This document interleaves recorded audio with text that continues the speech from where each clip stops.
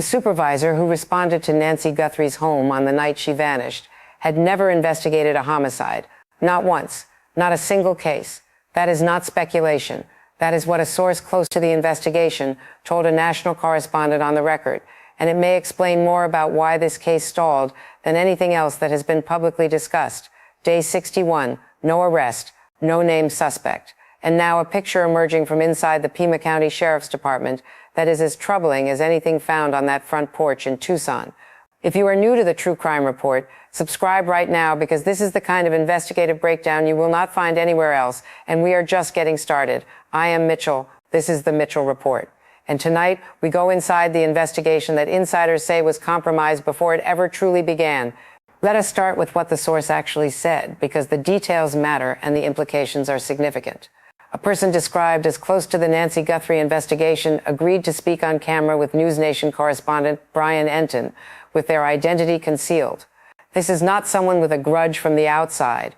This is someone who understands the inner mechanics of the Pima County Sheriff's Office, who has spoken with people who have direct knowledge of what happened in those first critical hours after Nancy Guthrie was reported missing.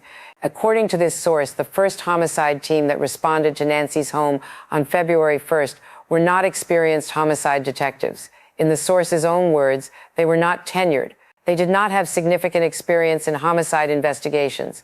And the person placed in charge, the supervisor who was supposed to be directing the response, had reportedly never investigated a homicide case before being installed in that supervisory role.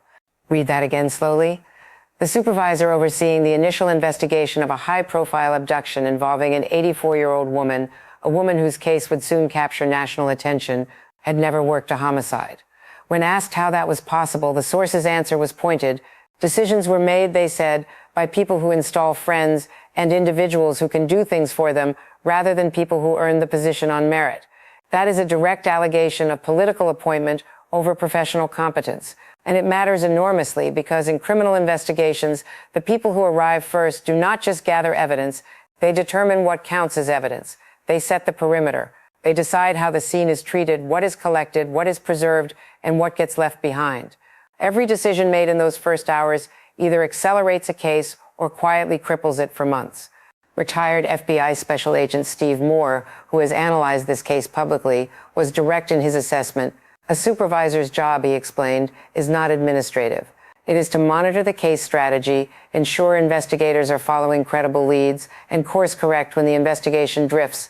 If the supervisor has never worked a homicide, they have no framework to evaluate whether their team is doing the right things. They are in effect flying blind and asking others to trust their navigation. Moore put it plainly, experience has a quality of its own. The harder the case, the more valuable that quality becomes. And by any measure, this was a hard case from the very first moment. Here is what makes the inexperience issue even more damaging. It was not just a personnel problem, it shaped the entire early direction of the investigation. According to the same source, there was what they described as an immediate rush to judgment. The initial assessment from the responding team was that Nancy Guthrie had wandered off, an 84-year-old woman with severe back pain who could not walk to her mailbox on most days, taken from her bed without her shoes and without her hearing aids in the early hours of February 1st, with blood on her front porch, a Ring camera physically ripped from the wall, and her back doors propped open, and the initial theory was that she wandered off. That conclusion is almost incomprehensible in retrospect. And yet, according to this source, the investigation was oriented around that premise for a critical window of time. They were, in the source's words, running the investigation as if this were a search and rescue situation rather than a possible criminal case. Think about what that means in practice. A search and rescue posture means you call for volunteers, you expand the radius around the home, you check nearby areas, you contact hospitals. What you do not do is immediately lock down the crime scene, preserve every inch of the property, establish a strict perimeter for forensic access, or treat every surface, every footprint, every object as potentially critical evidence. Former FBI agent Moore was unambiguous. If you respond to a potential crime and treat it as a missing person search, you are walking searchers directly through evidence. You are allowing people to stand in the driveway, to approach the front door, to move through the perimeter, all of which degrades the very trace evidence that, weeks later, investigators would desperately need. And here is what makes this especially painful. The family knew from the very first moment Savannah Guthrie's sister Annie, who lived nearby and arrived quickly, made it clear. This is not a case where someone wanders off. She cannot wander off. She cannot even walk to the mailbox. The doors were propped open. There was blood. The camera was ripped out. If the responding team had listened, truly listened to the family in those first hours, the posture of the entire investigation might have been different. The source said it directly. There was a rush to judgment, and the investigation suffered because of it. Legal analysts note that this type of early misclassification is one of the most commonly cited contributing factors in unsolved abduction cases. When the window for optimal forensic collection closes, and that window is measured not in days but in hours, the investigation is playing catch-up indefinitely. Evidence degrades. Witnesses' memories fade. Suspects gain distance. The butterfly effect of one early wrong call can ripple through a case for months.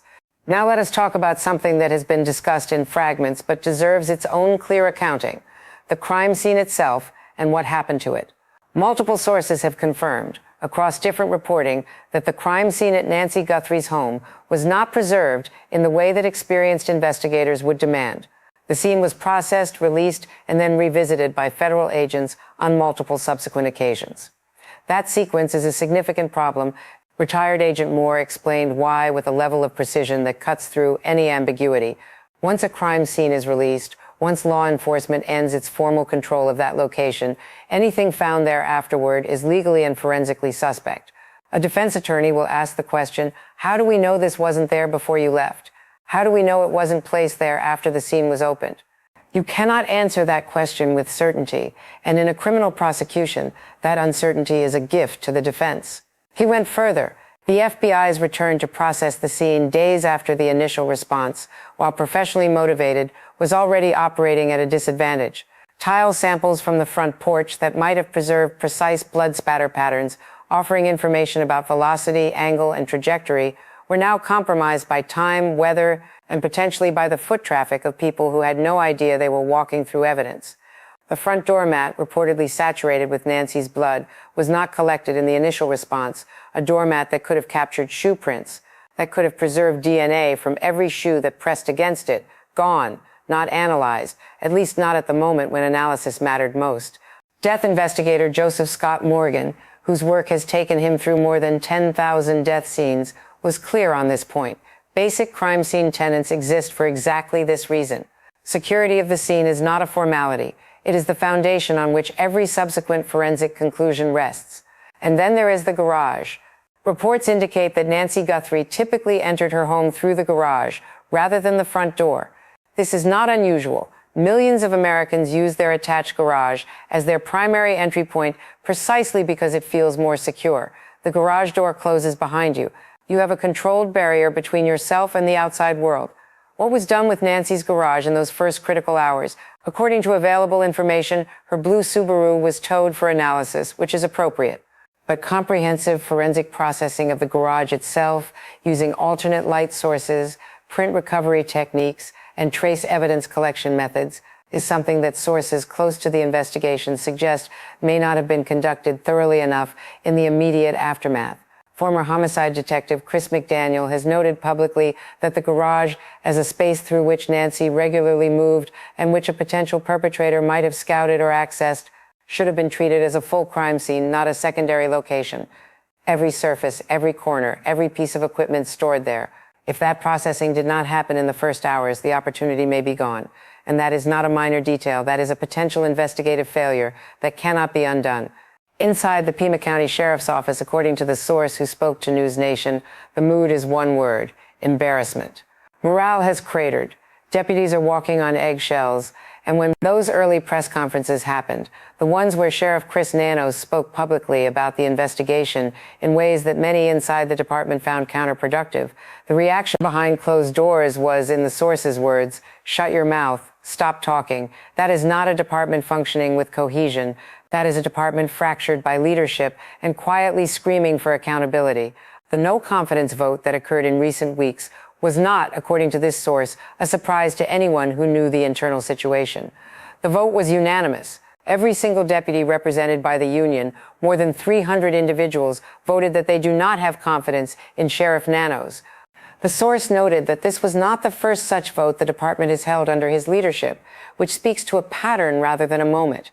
Retired Agent Moore offered a perspective that is worth sitting with. In his experience, when a majority of law enforcement professionals vote against their own leadership, it is rarely just about pay disputes or contract issues. When it is unanimous, it is an institutional verdict.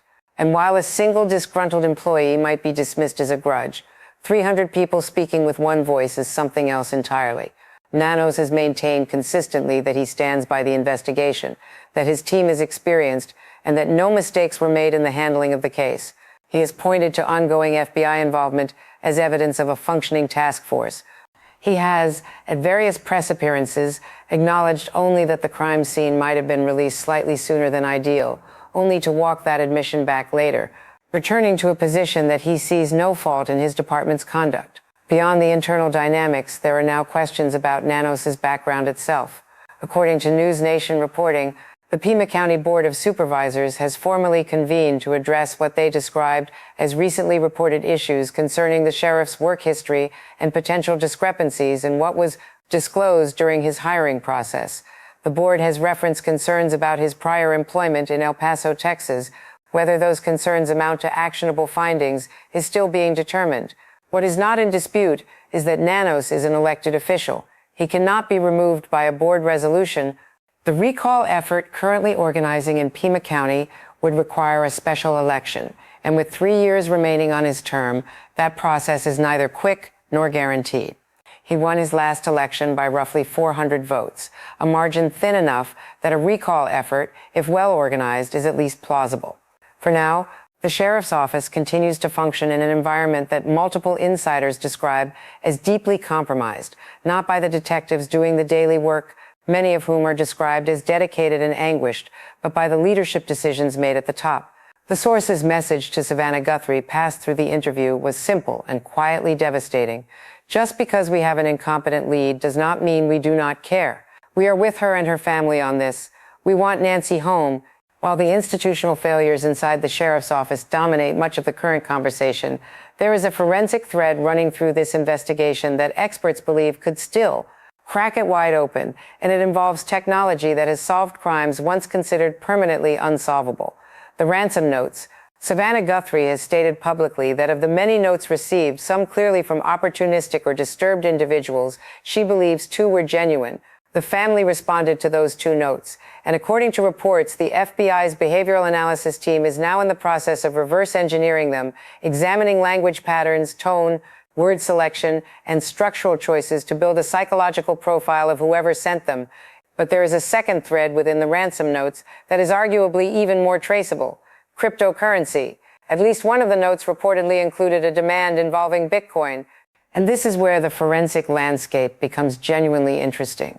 Ari Redbord, Global Head of Policy and Government Affairs at TRM Labs, a blockchain intelligence firm, and a former assistant U.S. attorney, has explained publicly that the common assumption about Bitcoin is wrong.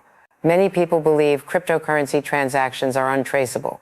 They are not. Every Bitcoin transaction is recorded on a public blockchain, an immutable permanent ledger of every transfer that has ever occurred involving any given wallet address.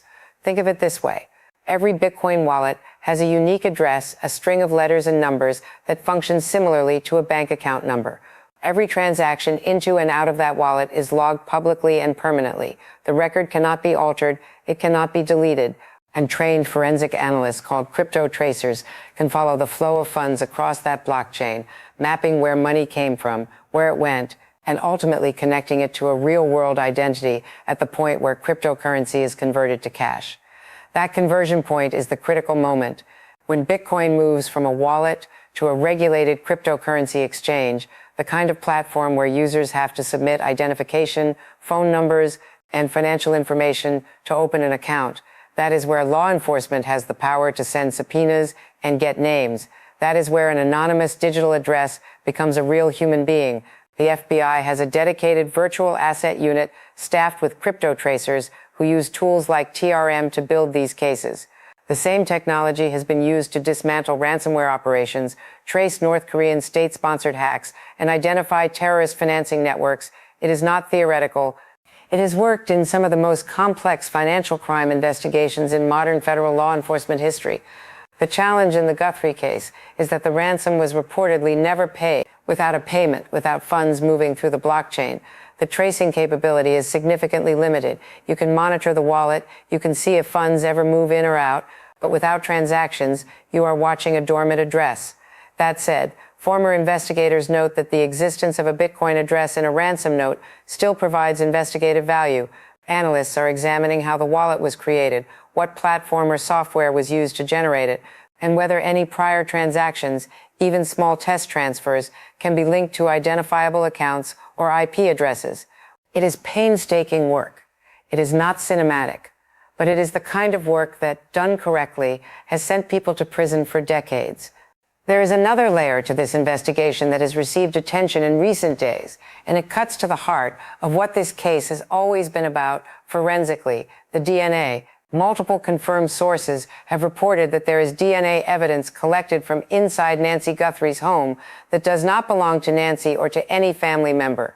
This is the most direct physical link to whoever was in that house on the night she disappeared or possibly before. The challenge, as forensic experts have consistently noted, is that this DNA is part of a mixed sample. When multiple people's biological material overlaps in a single sample, through touch, blood contact, or other transfer, separating out individual profiles becomes technically demanding.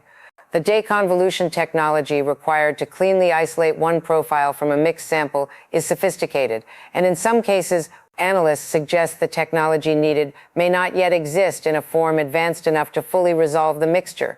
Genetic genealogy expert Cece Moore, who has been publicly vocal about the Guthrie case, has raised an important possibility. The perpetrator's DNA is almost certainly somewhere in that house. He was there for what investigators estimate was approximately 40 minutes. He was wearing gloves, but gloves are not perfect. Touch DNA can transfer through glove material. It can fall from an exposed wrist. It can come from a hair. It can transfer through clothing contact. Moore highlighted a specific detail that has been noted by multiple investigators. That masked individuals seen on the doorbell camera appeared to have a bite flashlight, a small tool held in the mouth, during at least part of his time at the property. If that flashlight was removed from his mouth at any point inside the home, it would carry direct, unambiguous DNA from saliva. And the perpetrator, focused on the logistics of the abduction, would almost certainly not have known to retrieve it. Additionally, a glove and backpack were reportedly recovered approximately 2.5 miles from the home. The glove, if it contains interior DNA, sweat, skin cells shed from the hand that wore it, could be a significant source. But connecting that DNA to a named individual requires either a match in a criminal database or, increasingly, a path through investigative genetic genealogy. Genetic genealogy works by comparing crime scene DNA to public genealogy databases, sites where people submit their own DNA for ancestry testing. When a match is found, it does not necessarily identify the suspect directly, it identifies relatives. And from those relatives, analysts work outward through family trees, narrowing the pool of potential matches by gender, age, geography, and other factors until a candidate emerges. That candidate is then confirmed or cleared through a separate DNA collection. It is the same technique that identified the Golden State Killer after more than 4 decades of failure by conventional methods. And it is what Cece Moore believes has the potential to identify whoever took Nancy Guthrie. The question is whether the sample quality is sufficient and whether the specific deconvolution challenges present in this particular mixed sample can be overcome with available technology. There is a timeline element in this case that has been discussed in fragments across different sources, and it deserves to be assembled clearly because when you line the details up sequentially, a specific picture begins to emerge. The doorbell camera at Nancy's home disconnected at 1:47 a.m. on February 1st. A neighbor, Jeff Lamy, whose dog Jolene woke him at approximately 1:40 a.m., observed his dog staring in the direction of Nancy's property when taken outside. His security cameras went offline on the same night. At 2:12 a.m., according to available reporting, the system detected a person, but no video was saved. At 2:36 a.m., a vehicle was captured on a Ring doorbell camera in the surrounding area. That is nearly a full hour of unaccounted time between the camera going offline and a vehicle appearing nearby. Analysts suggest that the front porch video, rather than representing the beginning of the abduction, may actually represent its conclusion. If the perpetrator or perpetrators entered through the back, using the propped open kitchen screen door and the propped open gate, then the figure seen tampering with the front doorbell camera may have already completed the abduction and was managing the evidence of it on his way out. If that sequence is accurate, it changes how we understand the entire crime. The blood trail beginning just inside the front foyer and continuing down the front walk would then represent the final exit path, not the point of initial entry. The back of the property was the entry. The front was the exit. And the desperate act of covering the camera with foliage, an act that a former FBI agent described with notable candor as embarrassingly goofy, was the last move before Nancy Guthrie disappeared into the Tucson night. The January 11th date continues to generate investigative attention. Sources close to the case and the Guthrie family's own public statement have specifically named that date as significant weeks before the abduction. Former law enforcement analysts describe it as consistent with reconnaissance behavior, visiting the property to assess camera placement, lighting, neighbor activity, and entry and exit options. The fact that Jolene the dog also woke her owner on January 11th, a detail that emerged only when federal agents asked Lamy to review his surveillance data, adds a layer of corroboration that investigators, according to available reporting, take seriously. What this timeline suggests, when assembled completely, is a perpetrator who was not improvising. The use of Nancy's own flower pots to prop the doors indicates someone who adapted to available materials. But the presence on January 11th, the targeting of the camera, the understanding of the layout, all of that points toward advanced preparation. Former investigators note that this kind of pre-crime reconnaissance is far more common in cases involving a perpetrator who has some existing connection to the property or neighborhood than in random opportunistic crimes. The contractor interview process currently underway, running down everyone who has had legitimate access to that property in recent years, is directly responsive to this profiling. And according to sources, that process remains, in their words, a mess. The sheer volume of people who move through any occupied home over a period of years, combined with the specific challenges of day labor documentation near the Arizona-Mexico border, makes that canvas one of the most labor-intensive aspects of the investigation.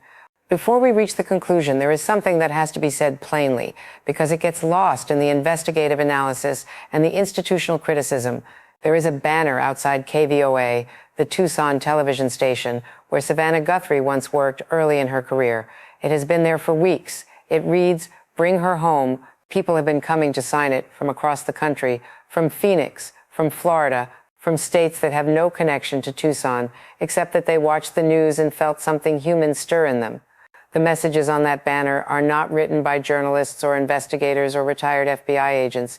They are written by regular Americans who understand, at a level that does not require expertise, that an 84-year-old grandmother was pulled from her bed in the middle of the night and that somewhere out there she needs to be found. One signature reads, "The desert is calling for Nancy Guthrie's safe return." Each arm of this is for one of your loving children who wants you home. Another, "May the Lord wrap his arms around you, keeping you safe."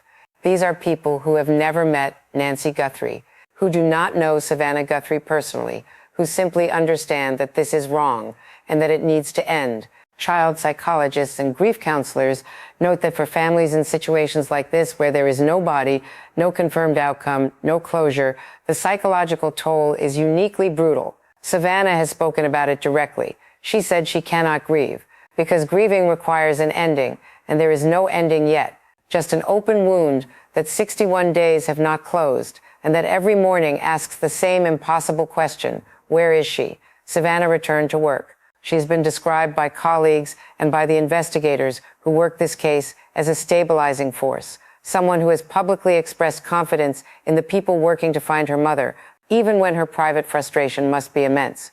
Retired Agent Moore said it plainly. She is doing everything right. She is motivating the people who are trying to solve this by refusing to publicly break, by continuing to say the investigators are working tirelessly, by giving them the space to do their jobs. That takes a kind of strength that most of us would not find in our worst moments. And her mother's grandchildren, Nancy's grandchildren, are navigating a loss that has no name yet. Child development experts note that ambiguous loss, where a loved one is missing rather than confirmed deceased, can be more difficult for children to process than defined grief, because there is nothing concrete to mourn and no clear path to healing. They are waiting, like the rest of the family, for an answer that has not yet come. This is what is at stake. Not just an investigation, not just institutional accountability, not just forensic timelines or cryptocurrency wallets or DNA deconvolution. A family, a grandmother, a woman who on her good days walked to the mailbox and on her hard days could not, who loved her children and her grandchildren, who kept her home immaculate and her life organized, who deserved to grow old safely in the house she called her own. She deserves to be found. Here is where we are on day 61.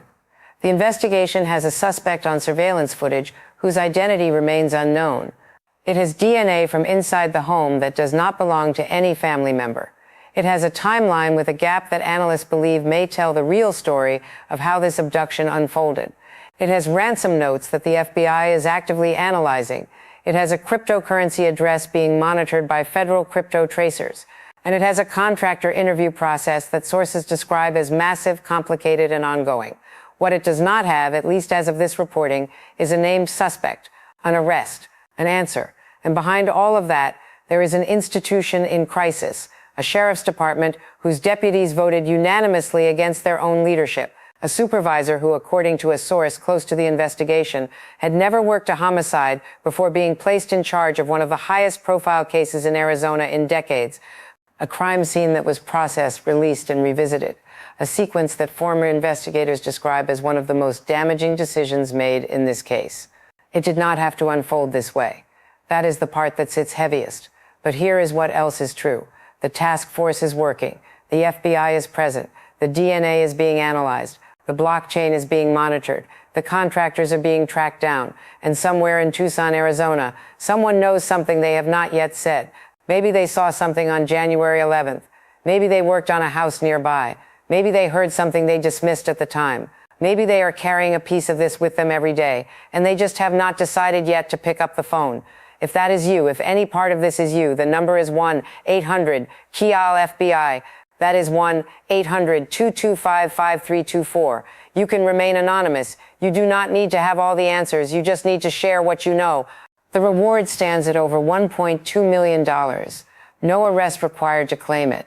If this video gave you something, a clearer picture, a detail you had not connected before, a reason to keep paying attention, then share it. Share it with someone who follows this case. Like this video so it reaches further. Subscribe to the Mitchell Report so you are here when the next development lands, because this investigation is moving even when it looks quiet. Cases like this do not end in darkness, they end in a single detail. One thing someone finally decided to say. And when that moment comes, we will be here to walk through it with you. I am Mitchell. This is the Mitchell Report. Thank you for watching.